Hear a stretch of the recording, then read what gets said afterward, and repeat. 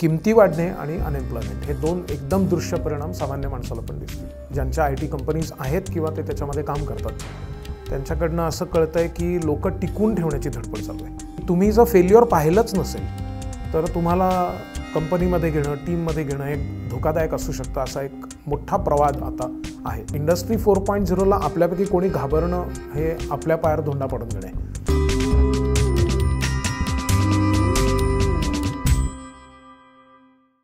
नमस्कार, मी विनायक पाचलक आणि थिंक बँकच्या बिहाइंड द सीन्समध्ये तुम्हा सगळ्यांचं मनापासून स्वागत. गेले काही दिवस महाराष्ट्रातलं राजकारण जरी तापलेलं असलं तरी महाराष्ट्रासह भारतात आणि जगभरात अनेक घडामोडी घडतात. त्यातली एक घडामोड अशी आहे की भारतासह जग स्टॅगफ्लेशनच्या उंबरठ्यावर आहे का? जवळपास वेगवेगळ्या स्टार्टअप्सनी गेल्या 3 महिन्यात 10,000 लोकांना कामावरून काढून टाकलं आहे. त्यामुळं मंदी, करिअर चेंज या सगळ्यामध्ये काही प्रॉब्लेम आहेत का? याच्याबरोबरच अग्निपथसारख्या योजनेला देशभरातनं विरोध झाला. हे सगळं नक्की काय घडतं आहे, याच्या पाठीमागचा अर्थ काय आहे आणि येणाऱ्या कालावधीला कसं सामोरं जायचं याविषयी चर्चा करण्यासाठी आज माझ्याबरोबर आहेत doctor Bhushan Kelkar sir. Sir, स्वागत आहे तुमचं. नमस्कार. सरांच्या 2 मुलाखती याआधी आपण घेतल्या आहेत. सर इंडस्ट्री 4.0चे एक्सपर्ट आहेत, IT तज्ज्ञ आहेत, करिअर तज्ज्ञ आहेत. न्यूफ्लेक्स टॅलेंट सोल्युशन्स नावाची कंपनी ते आत्ता चालवतात. त्यामुळं तरुणाई, करिअर, बदलते ट्रेंड.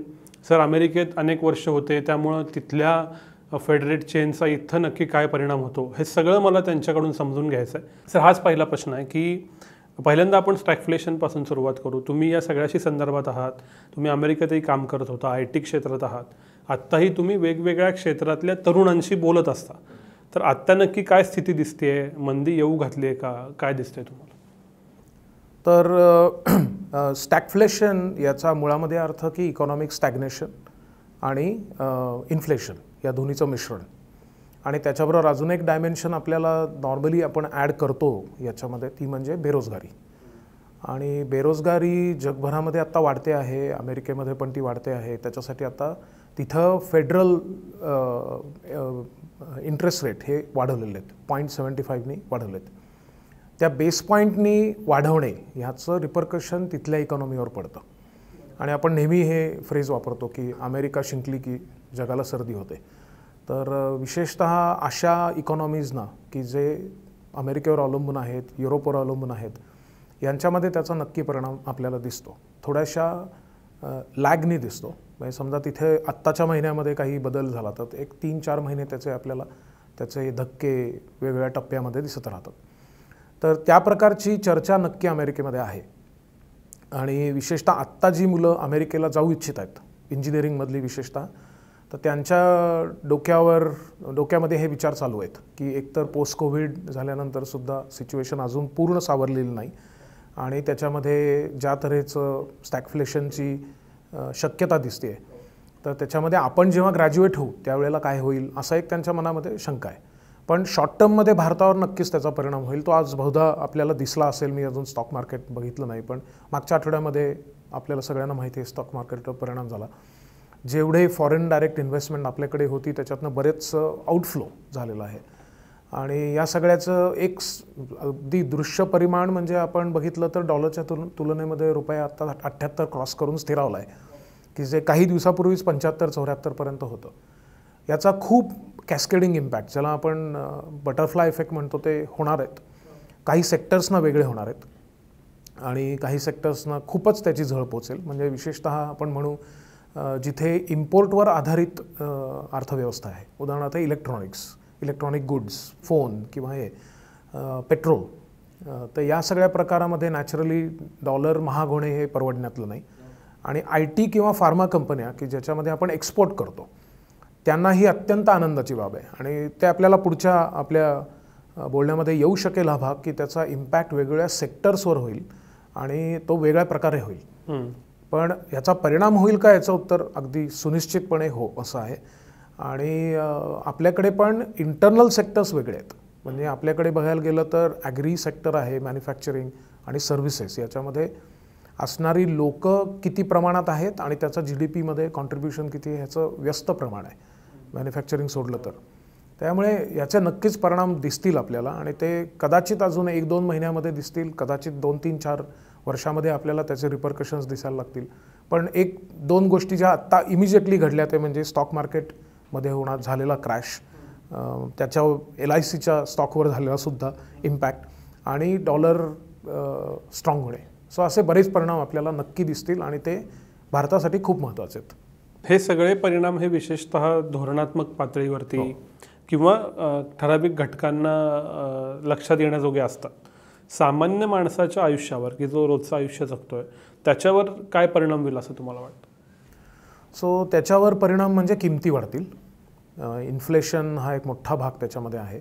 अनएम्प्लॉयमेंट वाढण्याचे चान्सेस आहेत. आत्ता 2 महिन्यामध्ये 7.8पर्यंत आपली अनएम्प्लॉयमेंट रेट आलेला आहे. तो अर्थात आपण हे सगळं नीट या परिप्रेक्षामध्ये बघू की ते वेगवेगळ्या सेक्टर्समध्ये असेल, वेगळं असेल. सेवा क्षेत्रामध्ये जे होईल ते लगेचच मॅन्युफॅक्चरिंगमध्ये होईल असं नाही, व्हाईस वर्सा.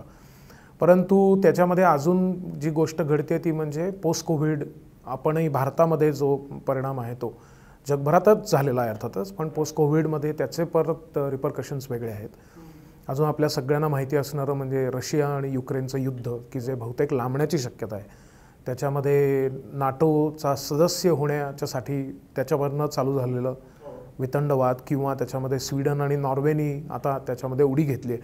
ह्या सगळ्याचे तसे दिसायला हे देश आपल्यापासून खूप लांब आहेत आणि नेटोचा आपला काही संबंध नाही असं आपल्याला वाटू शकतं. पण साधी एक बातमी मी मध्ये वाचली होती की युक्रेनच्या युद्धामुळे तुरीचे भाव वाढले किंवा सोयाबीनचं पिकाला कमी किंमत लातूरमध्ये आली. असं हे जे इनडायरेक्ट इफेक्ट आहेत ते आपल्याला डेफिनेटली दिसतील. सामान्य माणसाच्यासाठी मुख्य होईल ते म्हणजे की चलन वाढ ही आपल्याला महागात पडेल.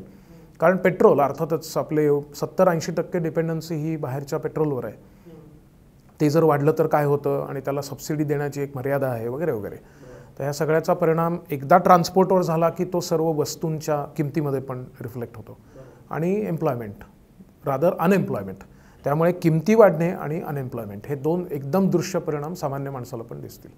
यातला जो मला तुमच्याशी बोलायचा विशेष मुद्दा आहे तो अनएम्प्लॉयमेंटचा आहे. तुम्ही या सगळ्या सेक्टरशी संबंधित आहात. गेल्या 3 महिन्यातल्या बातम्या वाचल्या तर वेगवेगळ्या स्टार्टअपनी जवळपास 10,000 लोकांना काढून टाकलं अशा बातम्या होत्या.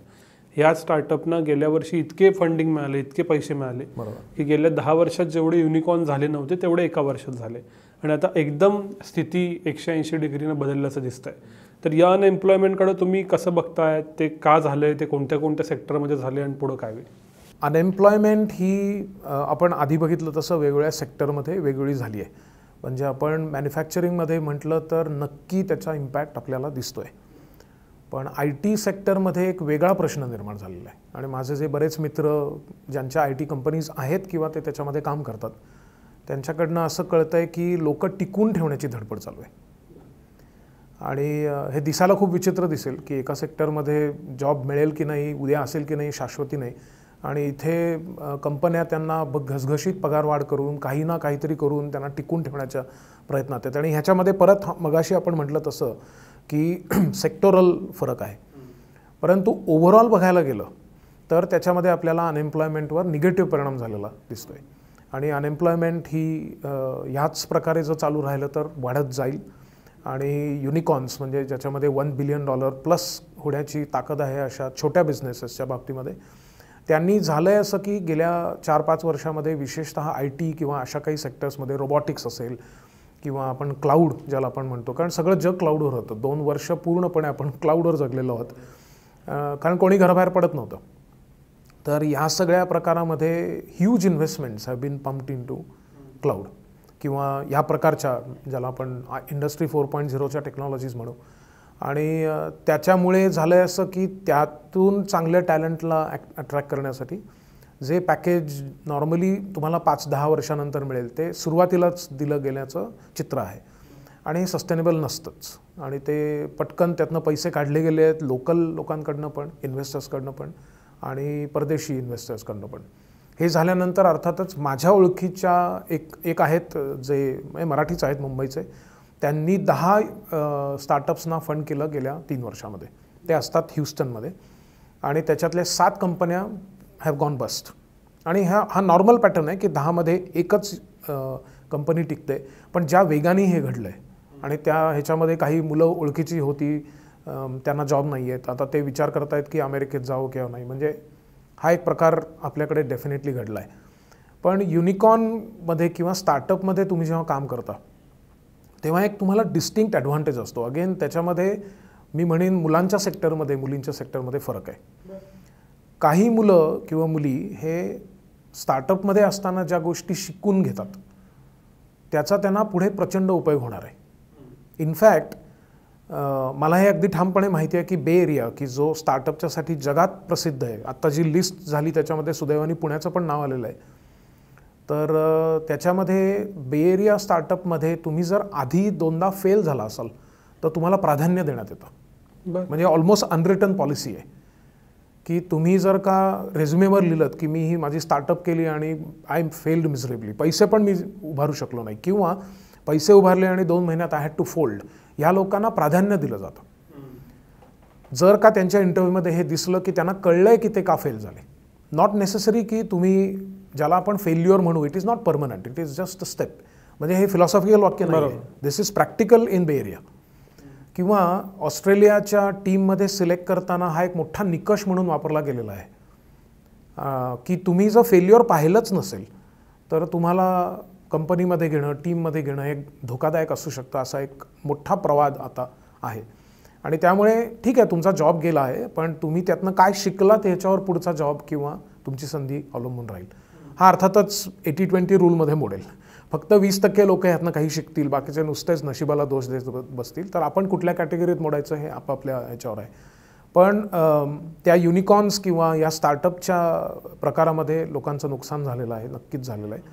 आणि ते कितपत त्याची झळ पोचू द्यायची हे फायनली आपल्या हातात आहे.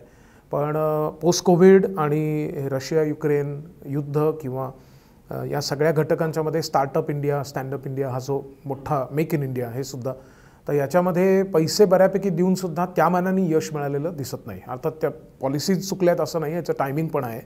परंतु त्याच्यामध्ये मुलींनी अधिक त्याच्यासाठी सज्ज होणं आवश्यक आहे, याच्यात काही शंका नाही. एका बाजूला दिला जाणारा पगार जो वाढला, जसे पैसे आले तसा तो वाढला आणि आता ते रिकॅलिब्रेशन होतं आहे.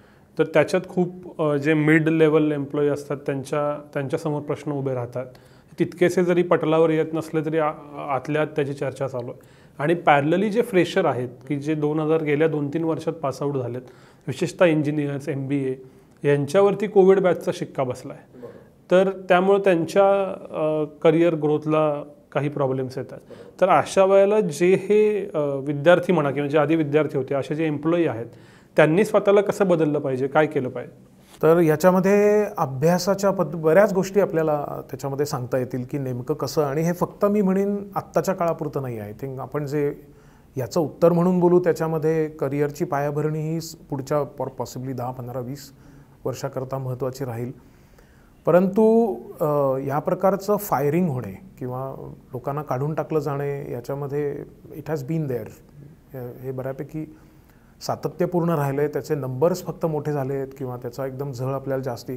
आत्ता आपण विशाल गर्गचं उदाहरण काही दिवसापूर्वी पाहिलं की झूमच्या 2 मिनिटाच्या कॉलमध्ये त्यांनी 900 लोकांना काढून टाकलं. त्याच्यावर खूप गदारोळ झाला, ते इनह्युमन होतं वगैरे वगैरे. पण ह्या प्रकारच्या गोष्टी आधी पण होत होत्या आणि ती अनिश्चितता जी आहे या प्रकारच्या प्रायव्हेट सेक्टरमध्ये, तर ह्याच्यासाठी आपल्याला तयार होणं. आणि त्याच्यामध्ये अगदी परावलीचा शब्द सध्या झाला आहे गिग इकॉनॉमी, की ज्याच्यामध्ये कॉन्ट्रॅक्च्युअल बेसिसवरची आणि प्रोजेक्ट बेस्ड कामं असतील. रेग्युलरली तुम्ही 9 ते 5 कुठेतरी केलं आणि एकाच कंपनीमध्ये चिकटलात आणि तिथनंच रिटायर झाला, ही संज्ञा आता कालबाह्य झालेली आहे. आणि त्याच्यासाठीचे मला वाटतं मीच थिंक बँकवर बरेच वेळा कार्यक्रम बघितले. डॉक्टर आनंद देशपांडे यांचा कार्यक्रम मी बघितल्याचं मला आठवतं आहे. तर गिग इकॉनॉमीच्यासाठी तयार होणे किंवा त्याच्या प्रकारचे जॉब्स जे आहेत त्याच्यासाठी तयार होणे, याच्यामध्ये बदलाला सामोरं जाण्यासाठी असणारी मानसिकता is a more fundamental thing. मी एक छोटं उदाहरण देतो. माझी मैत्रीण आहे, ती चांगली मोठी कंपनीची MD आहे, तिचीच कंपनी आहे ती. आणि आम्ही काही रिक्रुटमेंटच्या दृष्टीने बोलतो. त्यांच्याकडे ॲट्रिशन खूप आहे, लोक सोडून जात आहेत. आणि ते करत असताना तिने असं म्हटलं होतं की मला BComची फायनल इयरची मुलंसुद्धा नकोत, फर्स्ट सेकंड इयरला असतील तरी चालतील, मला त्यांना जॉब द्यायचा आहे आत्ताच. साईड बाय साईड त्यांना BCom करू देत आणि त्यांना 100ची गरज आहे दर महिन्याला. तर म्हटलं मग तू कशाच्या निकषावर घेणार? ती म्हणली की त्यांच्यामध्ये फायर आहे का, do they want to really work, आणि पॅकेज चांगलं आहे. म्हणजे मी त्या कंपनीची ॲड नाही करत आहे, मी म्हणतोय की हा एक महत्त्वाचा निकष जो 5 वर्षापूर्वी विचारही कोणी करू शकला नसता. किमान तुम्हाला एक सर्टिफिकेट पाहिजे किंवा त्याच्याबरोबर अजून काहीतरी स्टेपल केलेली चळत पाहिजे, ते कोणी विचारत पण नाही आहे आता. आणि हे सगळे प्रकार तुम्हाला आता रेग्युलर शिक्षणामध्ये पण आलेले दिसायला लागतील. उदाहरणार्थ बेनेट युनिव्हर्सिटी यांच्यामध्ये 15 ते 20% क्रेडिट्स हे तुम्हाला मूक्सवरनं घ्यायचे आहेत. मूक्स म्हणजे आपल्याला माहिती असणारे मॅसिव्हली ओपन ऑनलाईन कोर्सेस. आता तर सगळ्या मुलामुलींना हे माहिती झालेलं आहे, कोर्सेरा, EDX, बाकी बरेच आहेत. तर हे 15 ते 20% होऊन सुद्धा आता 3 वर्ष झाली. मग हे प्री कोविड सांगतोय मी. नंतर SPPU पुणे विद्यापीठाच्या मध्ये सुद्धा 140 पैकी 4 ते 6 क्रेडिट्स हे तुम्हाला कंपल्सरी बाहेरनं घ्यायचे आहेत. हे आता 22-23 पासून सुरू होणार आहे. तर म्हणजे ह्या प्रकारच्या गोष्टींसाठी आपण तयार आहोत का, हा मूळ प्रश्न आहे. आणि ज्याला doing as opposed to reading, practical experience, तर ह्याच्याबाबतची अपरिहार्यता मला वाटतं लोकांनी समजून घेतली आणि त्या दृष्टीने इंटर्नशिप्स केल्या, तर त्याच्यासाठी you will be more ready. आणि आत्ता जे UGCनी सांगितलं आहे की बहुधा 22-23 पासनं किंवा लवकरच म्हणू आपण, एकाच वेळी 2 डिग्रीज तुम्हाला घ्यायला परवानगी आहे. किंवा पूर्वीपासून सुद्धा लोक 1 डिग्री आणि 1 ऑनलाईन डिग्री असं करत होते, डिप्लोमा करत होते. तर असं काहीतरी आपल्याला करणं आवश्यक राहील की जे पुढच्या काळासाठी आपण, म्हणजे ज्याला आपण म्हणू फ्युचर प्रूफ, की कशीही इकॉनॉमी बदलली तरीसुद्धा तुम्हाला त्याच्यामध्ये वाट काढता यायला पाहिजे. एक छोटं उदाहरण देतो. एका हॉस्पिटॅलिटी इंडस्ट्रीमध्ये असणाऱ्या कंपनीच्यासाठी माझेच 2 स्टुडंट काम करत होते. एक स्टुडंटला 2-2.5 वर्ष काहीच काम नव्हतं. हॉस्पिटॅलिटी इंडस्ट्री सगळ्यात वर्स्ट अफेक्टेड विथ कोविड, आणि त्यामुळे त्याला माहिती नव्हतं काय करायचं.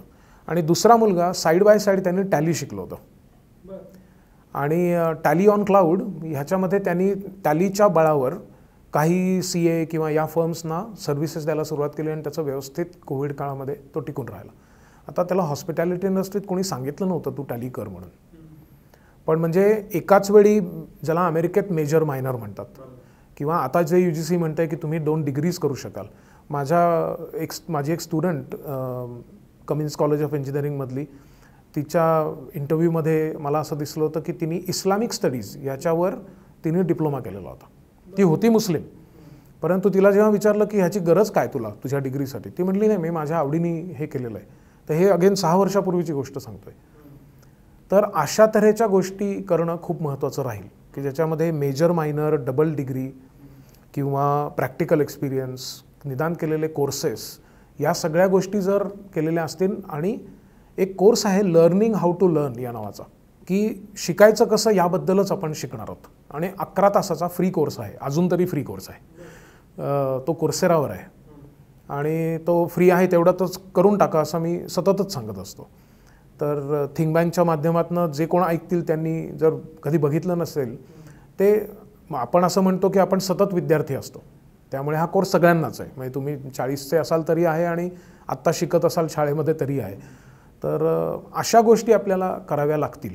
कारण मी म्हटलं तसं, जर माझी मैत्रीण एक मोठी इंडस्ट्रियलिस्ट आहे, ती जर का BComचा आग्रह धरणार नसेल तर अजून 10 वर्षांनी बहुधा या सगळ्या गोष्टी रद्दबातल होतील. So will have to be ready for this change. आणि त्याला आपण किती तयार आहोत हा खरा यक्ष प्रश्न आहे. ते जर का केलं तर मग degree will be an additional, प्यार के साईड इफेक्ट्समध्ये जाईल ते. अदरवाईज आपल्याला खात्री नाही आहे उद्या काय होईल याच्याबद्दल. अजून एक बदल असा झाला आहे की 2 वर्षामध्ये टेक्नॉलॉजी आणि भवताल खूप बदलला. म्हणजे आपणच ज्यावेळी आधी इंटरव्ह्यू केला त्यावेळी Web3 हा शब्दही चर्चेत नव्हता. आता Web3 आलं आहे, ब्लॉकचेन आलं आहे, क्रिप्टो आलं आहे, NFT आले, अशा इतक्या गोष्टी आल्या आहेत की ज्या 2 वर्षापूर्वीही नव्हत्या. तर हे ज्या वेगानं आणि ज्या गतीनं तंत्रज्ञान बदललं आहे, त्याला या सगळ्या तरुणांनी की जे नोकरी करतायत, शिकतायत, त्यांनी कसं सामोरं जावं? ब्लॉकचेन तर मला वाटतं की खूपच आमूलाग्र बदल करणारं तंत्रज्ञान आहे. आणि बरेच वेळा आपण ब्लॉकचेन म्हटलं की सामान्यतः आपण म्हणतो की ह्याचा अर्थ बिटकॉईन. तर बिटकॉईन ही एक छोटीशी मॅनिफेस्टेशन, त्याचं रूप आहे ब्लॉकचेनचं. ब्लॉकचेन ही मला वाटतं की जे 1991, 92, 93 या काळामध्ये जे इंटरनेट होतं ते ब्लॉकचेन आत्ता आहे. आणि त्यामुळे ब्लॉकचेनच्यावर आधारित असणाऱ्या ज्या बाकी संज्ञा येतील, बिटकॉइन आणि त्यातलं क्रिप्टोकरन्सी हे एक आहे आणि ते छोटं आहे. तर त्याच्यानंतर तू जसं म्हणलास तसं NFT आहे, मल्टीव्हर्स आहे, मेटाव्हर्स आहे. तर या सगळ्या ज्या गोष्टी ज्या ब्लॉकचेनच्या तंत्रावर आधारित राहतील, याच्यातनं एक कम्प्लिटली वेगळं विश्व तयार होण्याचं त्याच्यात पोटेन्शियल तर आहे. ते अर्थात नेहमीप्रमाणे वेगवेगळ्या सेक्टर्समध्ये, वेगवेगळ्या एज ग्रुपमध्ये वेगळ्या असं त्याचं परिणाम वेगळे होतील. पण त्याच्यातलं पोटेन्शियल हे इंटरनेटचं जे 91मध्ये होतं ते ब्लॉकचेनचं 2022मध्ये आहे. आणि त्याच्याबद्दलची माहिती करून घेण्यासाठी तुम्हाला सायन्स आणि कम्प्युटर सायन्सच पाहिजे असं नाही आहे. मी कॉमर्स कॉलेज आणि आर्ट्स कॉलेजमध्ये जेव्हा मुलामुलींची इंटरॅक्ट करतो तेव्हा मी जेव्हा सांगतो की तुम्ही प्रोग्रॅमिंग, बेसिक प्रोग्रॅमिंग, पायथन आणि डेटा सायन्स याच्यातले काय स्टॅटिस्टिक्स असेल किंवा R पॅकेज म्हणून आहे, फ्री पॅकेज आहे, किंवा मायक्रोसॉफ्ट एक्सेलचं मॅक्रोज म्हणून जे पॅकेज आहे, अशी काही उदाहरणं देतो. तर ह्या गोष्टी तुम्ही शिका. मग जनरली मुलं-मुली येतात आणि म्हणतात की आम्हाला गणित करायचं नव्हतं म्हणून तर आम्ही इथं आलो. तर आता तुम्ही नेमकं गणित करायला सांगताय. तर हा विषय गणिताचा नाही आहे. आता तू स्वतः आता एवढी वर्ष थिंक बँक उत्तम चालवतो आहेस. अनेक मित्र जे पत्रकारितेमध्ये आहेत त्यांचं म्हणणं असं आहे की आता जर आम्ही गुगल ॲनालिटिक्स शिकलो नाही तर आमचं काही खरं नाही. तर म्हणजे पत्रकारिता, जर्नलिझम, की जो विषय गणिताशी अजिबात संबंधित नव्हता, त्याच्यामध्ये आपल्याला गणिताचा डायरेक्ट संबंध दिसतोय. म्हणजे पोटापाण्याचाच विषय झालेला आहे तो. तर त्यामुळे काय करायला पाहिजे ह्याच्यामध्ये मला असं वाटतं की ह्या सगळ्या तंत्रज्ञानांच्याबद्दल भीती उगीच बाळगण्यापेक्षा ती तंत्रज्ञानं काय आहेत आणि त्याच्यातलं टेक्निकॅलिटी नाही समजण्याची गरज नाही. आपण सगळे व्हॉट्सॲप वापरतो. आपल्यापैकी किती लोकांना आतलं सर्किट माहिती असतं? आपल्यापैकी किती लोकांना त्यातलं एक प्रोग्रामची कोडिंग करता येतं? नाही करता येत, पण आपण कॉन्फिडेंटली वापरतो. ही सगळी तंत्रज्ञानं त्याच प्रकारची आहेत की ज्याच्यामधलं अंडरलाईंग फिजिक्स किंवा त्यातलं तंत्रज्ञानाचा भाग तुम्हाला नाही समजला तरी चालणार आहे, पण you are a very intelligent user. तर ब्लॉकचेनचा वापर करून माझ्या ओळखीचे काही जे सायन्स किंवा टेक्नॉलॉजी फील्डमधले नाही आहेत त्यांनी उत्तम काम करून दाखवलेलं आहे. फायनान्समध्ये करून दाखवलं आहे, एंटरटेनमेंटमध्ये करून दाखवलं आहे. आणि they don't know technology, they don't want to know technology, तरीसुद्धा त्यांनी काही फरक पडत नाही. तर ह्या नवीन तंत्रज्ञानांना न घाबरता एक आणि आत्मसात करून हे त्याच्यावरचं उत्तर राहील असं मला वाटतं. जी गोष्ट या टेक्नॉलॉजीची तीच गोष्ट इंडस्ट्री 4.0ची. आत्ता मॅन्युफॅक्चरिंग क्षेत्रात Tier 2, Tier 3 सिटीजमध्ये सुद्धा इंडस्ट्री 4.0 स्थिरावले. म्हणजे पूर्वी पेनिट्रेट होत होतं, चर्चा होत होती की IoTचं काय होणार. आणि याच्यामुळं जो मिड लेवलचा वर्ग आहे अगदी 35शीतला 40शीतला त्यांनाही बदलावं लागतं आहे, छोट्या शहरातल्या तरुणांनाही बदलावं लागतं आहे.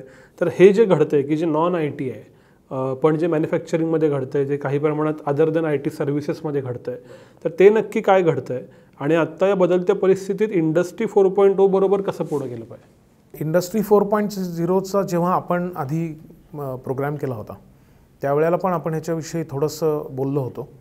आणि आता तर ते विशेषतः कोविडनंतर खूपच मोठ्या प्रमाणामध्ये सर्व क्षेत्रांमध्ये आलं आहे. हॉस्पिटॅलिटीपासून हॉस्पिटलपर्यंत आलं आहे आणि कॉमर्सपासून आर्टपर्यंत आलं आहे. इनफॅक्ट आत्ता सुपेस नावाचं एक सॉफ्टवेअर हे सुप्रीम कोर्टाने अडॉप्ट केलं आणि सुप्रीम कोर्टाने असं सांगितलं आहे की आम्ही AIचा वापर ह्याच्यामध्ये करणार आहोत. असं लिगल सिस्टीममध्ये सुद्धा भारतामध्ये येऊ घातलेलं आहे. आणि याची अनेक कारणं आहेत. म्हणजे जे लोक आता लिगल फील्डमध्ये म्हणजे LLB, LLM किंवा असं काही करू इच्छितात त्यांनी ही गोष्ट अगदी पक्की ध्यानात ठेवायला हवी आहे. एक महत्त्वाचा ड्रायव्हर त्याच्यामध्ये आहे की आपल्याकडे अनेक केसेस अनेक वर्ष काही युग प्रलंबित असतात. त्याचं रिझल्ट कधी लागतो हे ऐकल्यानंतर आपल्याला धक्का बसतो. तर हे सगळं निदान त्याचं ग्राउंडवर्क ज्याला आपण म्हणतो ते करण्यासाठी जर AI वापरलं तर ह्यांनी न्याय व्यवस्था अजून चांगली सुरळीत होईल. हे सुप्रीम कोर्टाने मान्य केल्यासारखं SUPACE नावाचं त्यांनी वापरलं आहे. असे अजूनही AIचे टूल्स ते वापरत आहेत. कारण जस्टिस डिलेड इज डिनाईड असं म्हटलं जातं. तर हे लिगल फील्डचं झालं. अशा अनेक फील्डबद्दल आपल्याला म्हणजे खूप वेळ त्याच्यावर बोलता येईल. पण विशेषतः पोस्ट कोविड वर्ल्डमध्ये आणि इनफॅक्ट मला तुला सांगायला आनंद आहे की इंडस्ट्री 5 याच्याबद्दलसुद्धा एका प्रख्यात इंडस्ट्रियलिस्ट यांच्याबरोबर आम्ही एक पेपर लिहिला आहे. आणि ते इंडस्ट्री 5 म्हणजे नीती आयोग किंवा ह्याच्याकडे आम्ही सबमिट पण केलेलं आहे की ज्याच्यामध्ये बायो इकॉनॉमी, नंतर कोबॉट्स म्हणजे बॉट्स आणि ह्युमन्स एकत्र काम करतील असे तंत्रज्ञान जे इंडस्ट्री 4ला पुढे घेऊन जाईल. तर या तिन्हीचं मिश्रण असणारी म्हणून इंडस्ट्री 5.0 एन्हान्स व्हर्जन असं आम्ही त्याला सबमिट केलेलं आहे. तर याही याच्यामध्ये म्हणजे त्याच्यात आता ॲग्रिकल्चर आलं, त्याच्यामध्ये इथेनॉल आलं, त्याच्यामध्ये या सगळ्या गोष्टी आल्या ज्या ॲग्रिकल्चरवर अवलंबून आहेत. आणि ॲग्रिकल्चर हे जरी आपल्याला GDPमध्ये साधारण 16% दिसत असलं तरी एम्प्लॉयमेंटमध्ये ते 40-45 आहे. आणि म्हणजे मूळ मुद्दा जो आपला अनएम्प्लॉयमेंटचा आहे तर त्याच्यामध्ये ह्याचा डायरेक्ट इम्पॅक्ट आहे आणि खूप महत्त्वाचा इम्पॅक्ट आहे. तर शेतीमध्ये सुद्धा आता इन्सेक्टिसाईड किंवा ह्याच्या तणांच्यासाठी जे आपण करतो रासायनिक प्रक्रिया किंवा जे ह्याच्या पाण्याचं नियोजन, ठिबक सिंचन, ह्या सगळ्या गोष्टींच्यासाठी AIचा वापर होणे. दुसरं म्हणजे आता इव्हन जमिनीची मोजणी करण्यासाठी आपण गुगल मॅप्स वापरतो आहे असं तुम्ही कोणीही तलाठी सांगेल तुम्हाला. तर म्हणजे ज्या गोष्टी पूर्वी तंत्रज्ञानाच्यापासून फार नावानिराळ्या होत्या त्याच्यामध्ये तंत्रज्ञानाने आता स्ट्रॉंगली तू म्हणतोयस तसं इंडस्ट्री 4.0 आपण पहिल्यांदा बोललो त्याच्यापासून आत्तापर्यंत खूपच अंतर्भाव आपल्या जीवनामध्ये झालेला आहे. आणि त्यामुळे इंडस्ट्री 4.0ला आपल्यापैकी कोणी घाबरणं हे आपल्या पायावर धोंडा पडून घेणे. तर ते निश्चितपणे आपल्याला त्याच्यावर काम करायला लागेल आणि ते ग्रामीण आणि शहरी किंवा निमशहरीसुद्धा आणि सर्व क्षेत्र म्हणजे art, science, commerce, law, medical या सगळ्या क्षेत्रांमधल्या विद्यार्थ्यांनी लक्षात घेण्याची गोष्ट आहे. पण या सगळ्याचीच आजच्या तरुणाईंना भीती वाटते असं वाटत नाही का? याचं कारण MPSC करणारे असोत, मी येणाऱ्या त्या मुद्द्यावर अग्निपथ सारखे असोत किंवा अगदी इंजिनिअरिंग करणारे असोत, दरवेळेला रिपोर्ट येत राहतो की लोक एम्प्लॉयबल नाहीत. मग मुलांनाही असं वाटतं की म्हणजे एका बाजूला मी खूप असे माझे व्यावसायिक मित्र बघतो की ज्यांना चांगली माणसं हवी आहेत आणि असे मित्र बघतो की ज्यांना जॉब नाही आहे. सो याच्यातली गॅप, मग बदलाला घाबरणं, तर एक सटल भीतीचं वातावरण आजच्या युवा पिढीत आहे या सगळ्या बदलांबद्दल आणि आपल्या जॉबचं, आपल्या भविष्याचं काय होईल या इन्सिक्युरिटीबद्दल असं वाटतं का? हो, नक्कीच. म्हणजे हे जे गव्हर्नमेंट जॉब्स आहेत किंवा MPSC UPSCबद्दल तू बोललास, आता गेली ऑलमोस्ट 12-14 वर्ष मी मॉक इंटरव्ह्यूज UPSCचे किंवा MPSCचे घेतो आहे आणि त्याच्यामध्ये हा प्रश्न मला दर दिवसाच्या इंटरव्ह्यूज संपल्यानंतर भेडसावतो ॲक्च्युली, की जेव्हा जेव्हा आम्ही विचारतो, हा एक प्रश्न ट्रिक क्वेश्चन आहे, पण आम्ही जर विचारलं की आत्ता तुमचं नाही सिलेक्शन झालं तर तुमचा बॅकअप काय आहे, तर त्याला मुलांच्याकडे उत्तर नसतं. इनफॅक्ट मी परवा एक काउन्सिलिंग केलं आणि त्याच्यामध्ये दिल्लीहून आलेली 2 मुलं होती आणि त्यांनी आत्ता लिबरल आर्ट्समध्ये एका प्रख्यात युनिव्हर्सिटीमध्ये नॉर्थमधल्या ॲडमिशन घेतली. तर त्यांनी त्यांचे विषय वगैरे सांगितले आणि मी त्यांना विचारलं की ह्याच्यानंतर तुम्ही जॉब कुठे आहे किंवा तुमचा बिझनेस काय किंवा तुमचा विचार काय आहे. ते दोघं एकमेकांकडे बघत होते, त्यांना नक्की माहिती नव्हतं काय करणार आहेत. म्हणजे आपण कुठल्याही कोर्सला ॲडमिशन घेताना आपण त्याच्या एंड गोल जे आहे त्याच्याकडे आपण एक नजर ठेवली पाहिजे, एक डोळा आपला तिथं पाहिजे असं दिसत नाही आहे. आणि त्यामुळे मग हे प्रश्न अजून ॲक्सेंच्युएट होतात. आणि जे स्थिर जॉब ह्याच्यासाठीचं एक मोठं आकर्षण आहे त्याचं एक कारण आहे की त्याला समाज मान्यता आहे की ह्याला एक रेग्युलर 9 ते 5 रेग्युलर महिन्याच्या एंडला किंवा सुरुवातीला पगार देणारी नोकरी आहे. हे म्हटल्यानंतर लग्न पण जुळतात. लग्न किंवा ज्याला स्थैर्य ह्याच्याबद्दलच्या आपल्या ज्या काही सामाजिक संकल्पना आहेत त्याच्यामध्ये हे नक्की मोडतं. इनफॅक्ट माझ्या 2 कंपनीज आहेत, मी तिसरी ट्राय करतो आहे आणि पहिल्या 2 मी फोल्ड केल्या. Is a very important statement की जे अमेरिकेमध्ये तुम्ही केलं तर तुमच्याकडे म्हणजे हिरो म्हणून बघितलं जातं, विशेषतः कॅलिफोर्नियामध्ये. पण आपल्याकडे जर आपण म्हटलं की माझा जॉब गेला आहे किंवा मला जॉबची उद्याची शाश्वती नाही आहे पण माझ्या डोक्यात 3 कल्पना आहेत, तर याला फारसं समाजामध्ये मान्यता नाही. तर अजून मला वाटतं तो बदल व्हायला प्रॉबेबली काही वर्ष जावी लागतील. नक्कीच पिढीचं अंतर आहे. काही झालं तरी मी माझी आणि तुझी वेगळी पिढी म्हणेन, तर माझ्या पिढीमध्ये अजूनही स्थैर्य याला खूप मोठं वलय आहे आणि ते सुदैवाने नव्या पिढीमध्ये त्या मानाने नाही आहे. त्या मानाने थोडी risk taking appetite, risk ability ही वाढली आहे असं मला वाटतं. पण तरीसुद्धा ऑन बॅलन्स नेट मला नाही वाटत की समाज आपला पूर्णपणे इतक्या लेवलला तयार झालेला आहे. आणि त्याच्यामध्ये मी म्हटलं तसं लग्न हा एक भाग आहे किंवा स्थैर्याच्या कल्पना, म्हणजे लोक बिटकॉईनमध्ये कदाचित पैसे टाकतील पण स्टॉकमध्ये टाकायला त्यांची शाश्वती नाही, त्यापेक्षा ते FD करतात, अगदी त्यातल्या त्यात तुकामणे म्हणजे म्युच्युअल फंडमध्ये टाकतील, SIPचा विचार करतील आणि हेही करणारे तुलनेने कमी आहेत. असं म्हणजे एक रिस्क टेकिंग ॲपेटाईट ज्याला आपण म्हणतो ॲबिलिटी, तर ती अजून पुरेशी मॅच्युअर आहे असं दिसत नाही, असं अनेक अर्थतज्ञ भारतातले आणि भारताच्या बाहेरचे भारतातल्या तरुणाईविषयी म्हणतात. पण ही तू म्हणलास तसं डेमोग्राफिक डिव्हिडंडच्या दृष्टीने थोडी धोक्याची संज्ञा आहे, कारण आत्ता जी लोक या प्रकारची रिस्क घेतील तेच नंतर लोकांना सपोर्ट करणार आहेत आणि जॉब्स निर्माण करतील. तर risk taking appetite is a very important factor. Agnipath बद्दल गेले 15-20 दिवस खूप वातावरण तप्त आहे. महाराष्ट्रात त्याची तेवढी चर्चा नाही, कारण कदाचित महाराष्ट्रातल्या तरुणाईकडं करिअरचे अदर ऑप्शन्स आहेत किंवा महाराष्ट्रात त्यावेळी खूप काही इतर गोष्टी घडत होत्या. पण देशभरातला तरुण या एका मुद्द्यावरनं एक प्रकारे अस्वस्थ होणं, रेल्वे गाड्या जाळणं, खूप उद्रेक होणं, हे सगळं कशामुळं होतं आहे? मी असं वाचलं की जसे पुण्यामध्ये किंवा दिल्लीमध्ये MPSC UPSCचं प्रिपरेशन चालतं, तसं उत्तर भारतात या सैनिक भरतीचं खूप प्रिपरेशन चालतं. तर मग त्याचा हा परिणाम आहे का? अग्निपथचा उद्रेक आणि बदलतं नोकरीचं किंवा तरुणाईचं वास्तव ह्याचा संबंध नक्की काय आहे, समजून घ्या. तर याला खूपच वेगवेगळे कंगोरे आहेत असं मला वाटतं. त्यातल्या राजकीय कंगोऱ्याविषयी आपण न बोललेलं बरं, पण विरोधाला विरोध, राजकीय विरोध हे आपण समजू शकतो, त्यांचं म्हणजे विरोधी पक्षांचं ते काम असतं. पण ह्याच्यामध्ये मुळामध्ये ही जी अग्निपथ किंवा अग्निवीर ज्याला आपण म्हणतो आहे ती संज्ञा काय आहे हे बघितलं तर कॉन्ट्रॅक्च्युअल बेसिसवर असणारं 4 वर्षाचं ट्रेनिंग आणि त्याच्यातनं 25% लोकांना पुढे सर्व्हिसमध्ये गॅरंटीड जॉब, 75% लोकांना अन्य काही ऑप्शन्स ओपन, आणि ते आता वाढत चालली आहे तिची लिस्ट. आणि ह्या 4 वर्षामध्ये 10वी किंवा 12वी आता ते वय त्यांनी 21वरनं 23वर नेलं आहे, कमाल वय. आणि ह्याच्यामध्ये तुम्ही गेल्यानंतर 4 वर्ष तुम्हाला सरकार खर्चाने उत्तम ट्रेनिंग, नंतर बाकी खाणं पिणं राहणं हे सगळं तुमचं अर्थातच will be taken care of. तुम्हाला पगार मिळेल तो टॅक्स फ्री असेल आणि at the end of the 4 years मला वाटतं काहीतरी पहिल्या वर्षी साधारण 2.5 लाख पुढे 3 लाख पुढे 3-3.5 लाख आणि 4 लाख अशी बेरीज करून साधारण 11.75 किंवा असं काहीतरी लाख तुम्हाला 4 वर्षामध्ये मिळालेले असतील टॅक्स फ्री, आणि तुमचा खर्च प्रॅक्टिकली काही नसेल.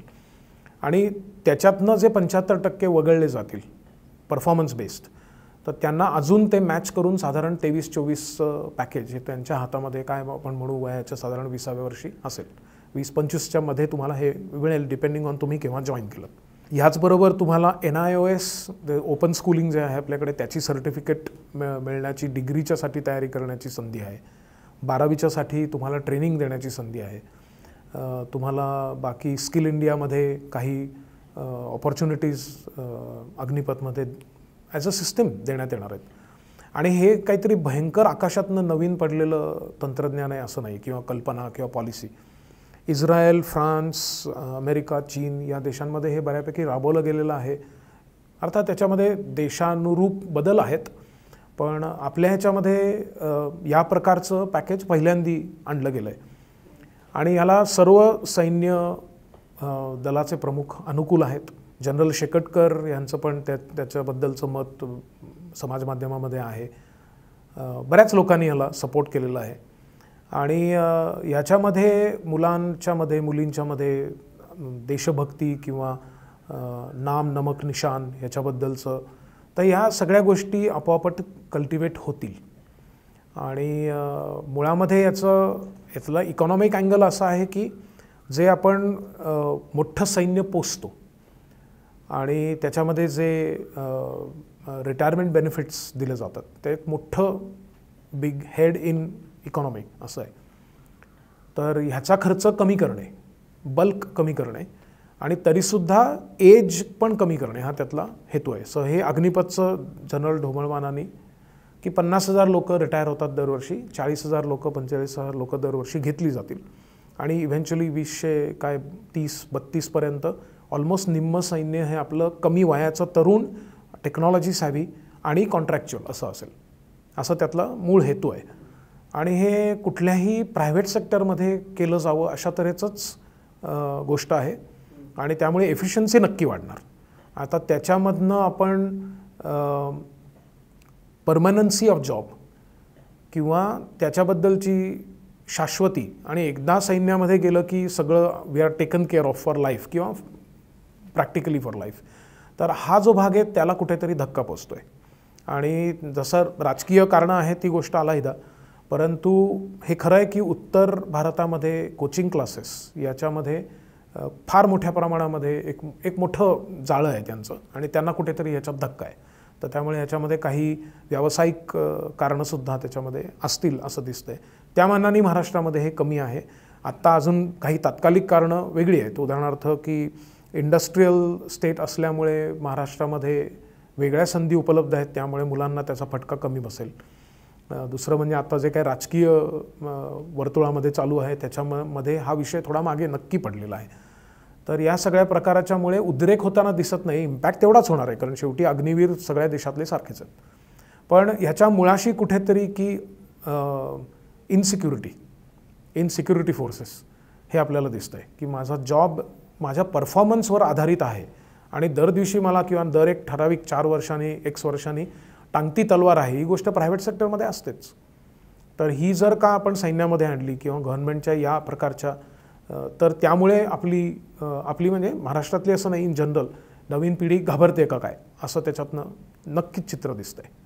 पण हे कशामुळे होतंय? म्हणजे सरकारी जॉब यासाठी की परमनन्सी हवी, बाकी सगळ्या ह्याच्यासाठी की परमनन्सी हवी?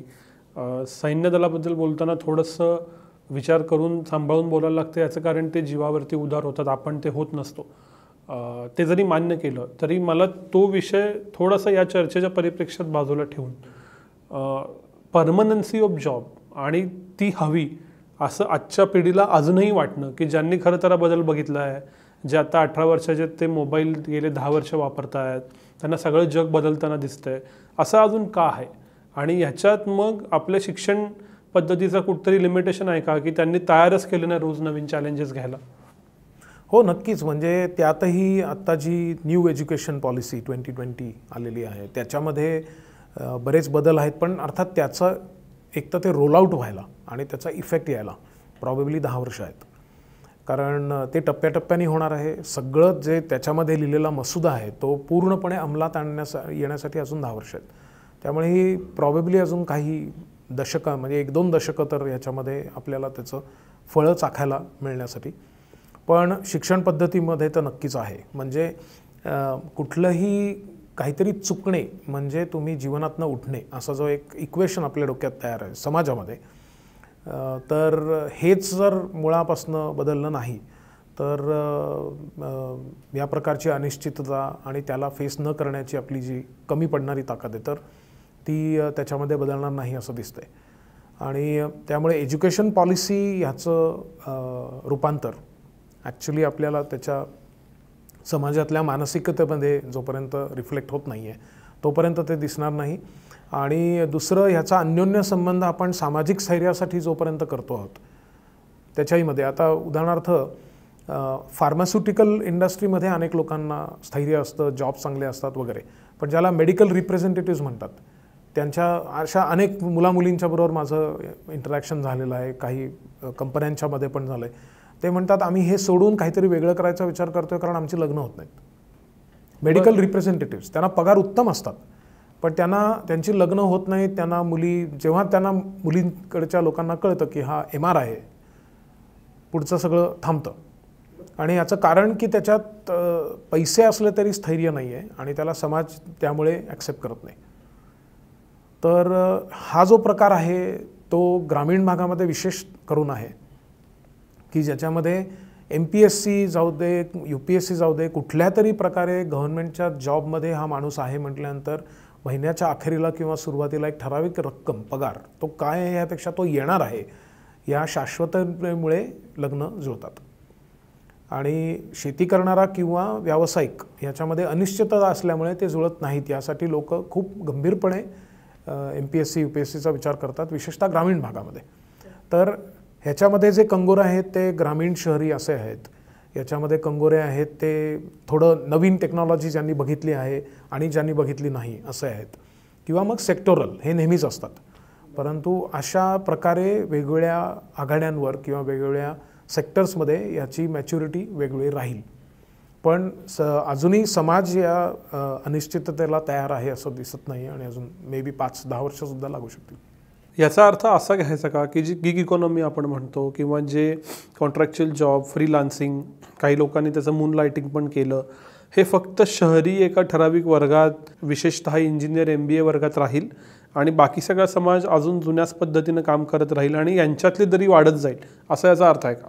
हो, मला असं वाटतं की तसा त्याचा अर्थ आहे. कारण विशेषतः कॉमर्स किंवा आर्ट्समधले जे ग्रॅज्युएट्स आहेत त्यांना अजूनही गिग इकॉनॉमीचं रूपांतरण कसं करायचं आणि त्यांच्या जॉबमध्ये कसं आणायचं हे खूपसं उलगडलं आहे असं दिसत नाही.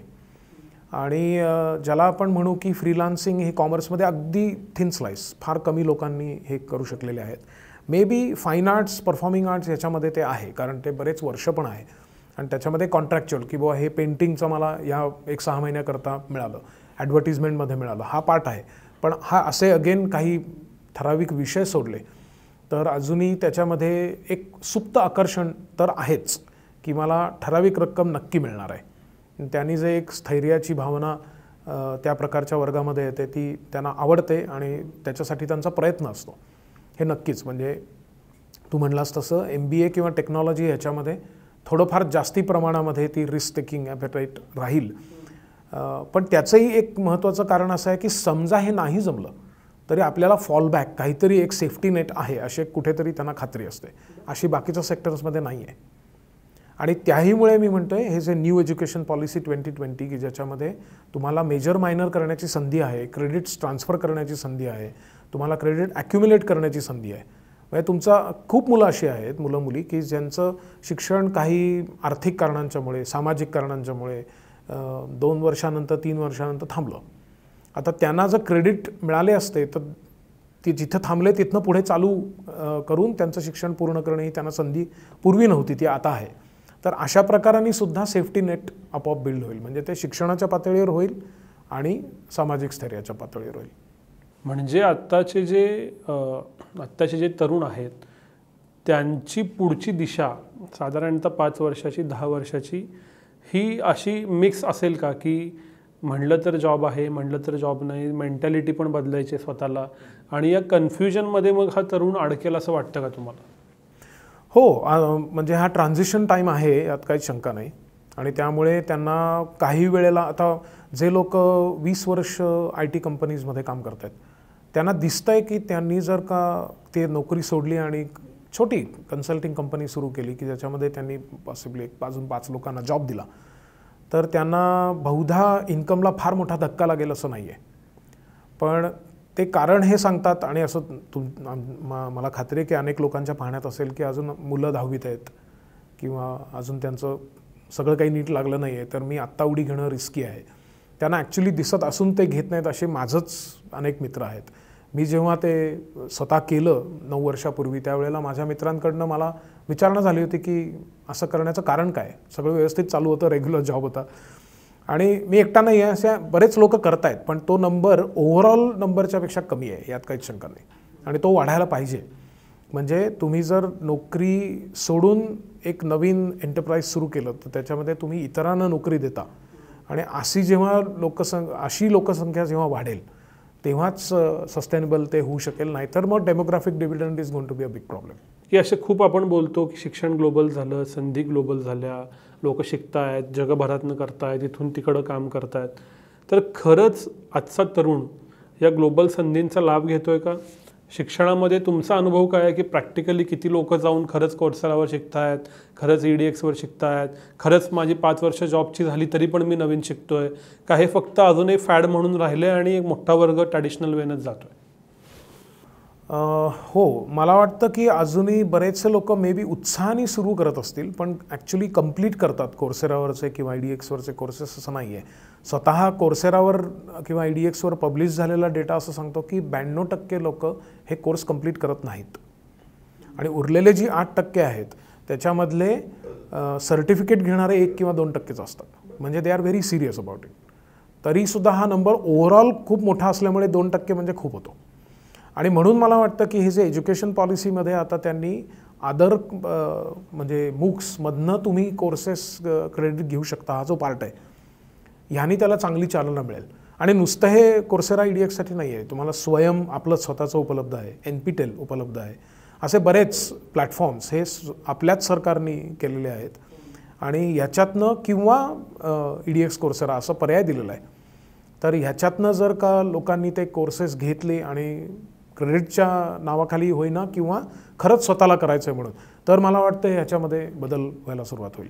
पण आत्ता स्वतःहून करायचे कोर्सेस किंवा शिकण्यासाठी म्हणून करायचे कोर्सेस किंवा ज्याला आपण स्ट्रॅटेजिक इन्व्हेस्टमेंट म्हणून करायचे कोर्सेस ह्याचं अजून प्रमाण अत्यल्प आहे असंच म्हणायला लागेल.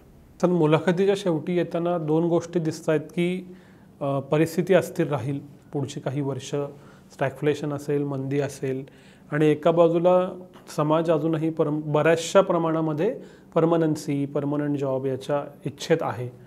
याच्यामध्ये गॅप आहे. तर जी आमचे युवा मित्र मैत्रिणी जे ही बघत असतील इंटरव्ह्यू, त्यांनी स्वतःला कसं बदललं पाहिजे, काय स्टेप्स केल्या पाहिजेत की जेणेकरून या चेंजिंग सिच्युएशनमध्ये they can survive and grow? तर बऱ्याच गोष्टी आपल्याला त्याच्याबाबत सांगता येतील, पण अगदी महत्त्वाच्या मला असं वाटतं की युनिव्हर्सिटीनी तुमच्या हे मूक्स किंवा क्रेडिट्स कंपल्सरी केले आहेत का, यापेक्षा आपणच आपल्याकडनं म्हणून मेजर मायनर ठरवायला हरकत नाही. ते युनिव्हर्सिटीनी शिक्का मारला म्हणून नाही. आणि वेगळ्या प्रकारचे मूक्स आपण करून ती सर्टिफिकेट्स आपल्याकडे असणं आणि नुसती सर्टिफिकेटपेक्षा ॲक्च्युली नॉलेज आणि सर्टिफिकेट असणं हे जास्ती महत्त्वाचं आहे. म्हणजे माझ्याकडे खरोखरच खूप अनेक अशी उदाहरणं आहेत की जिथे सर्टिफिकेट पण नाही आहे, पण तोंडी सांगितलं की मी हा कोर्स या युनिव्हर्सिटीचा कोर्सेरावर केला आहे आणि त्याच्याबद्दलचे जे प्रश्न विचारले गेले पॅनलकडनं त्यांना त्यांनी उत्तरं दिली, ह्याच्यावर त्यांना जॉब मिळालेले आहेत, अमेरिकेत जॉब मिळालेले आहेत. लँग्वेजेस शिकता येतात. तर ड्युओलिंगो नावाचा ॲप आहे किंवा असे बरीच फ्री ॲप्स आहेत, वेब ॲप्स आहेत. ह्याच्यावर काहीतरी परकीय भाषा शिकलेली असणे, सतत शिकत राहणे, त्याच्यामधलं हे सगळं भाग येतो आहे.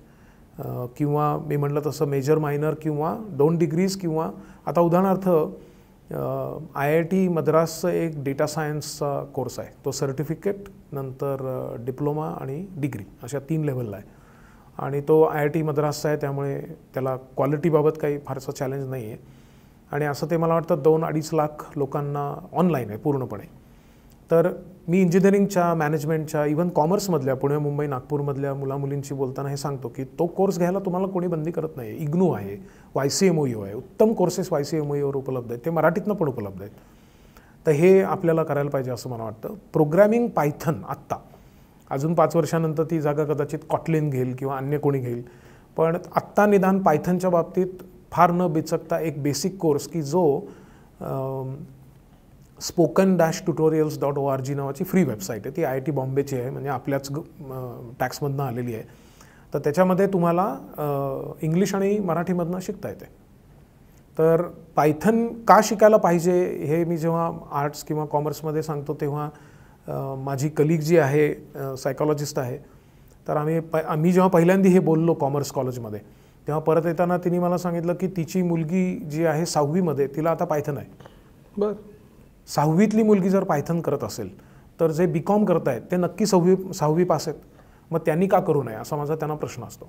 तर म्हणजे मूळ मुद्दा हा की पायथन प्रोग्रॅमिंग किंवा डेटा ॲनालिसिसचे बेसिक्स, वेगवेगळे डिग्रीज, डिप्लोमा, कॉम्बिनेशन्स आणि मूक्स आणि doing as opposed to just reading and learning, ह्या कॉम्बिनेशनमध्ये जर आपण काम केलं तर मला वाटतं आपण या बदलाला सामोरं जाण्यासाठी अधिक चांगलं तयार असू.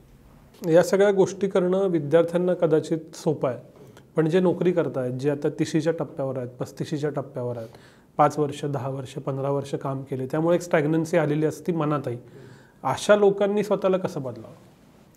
तू आता हा प्रश्न विचारतोयस म्हणून हे प्रिन्सिपल्स तेच राहतील की हे कोर्सेस सगळ्यांनाच उपलब्ध आहेत, त्यामुळे हे फक्त विद्यार्थ्यांच्यासाठी आहेत किंवा क्रेडिटसाठी आहेत असं नाही आहे. हे आपल्याला करायचं आहे म्हणून म्हटल्यानंतर प्रश्न येत नाही.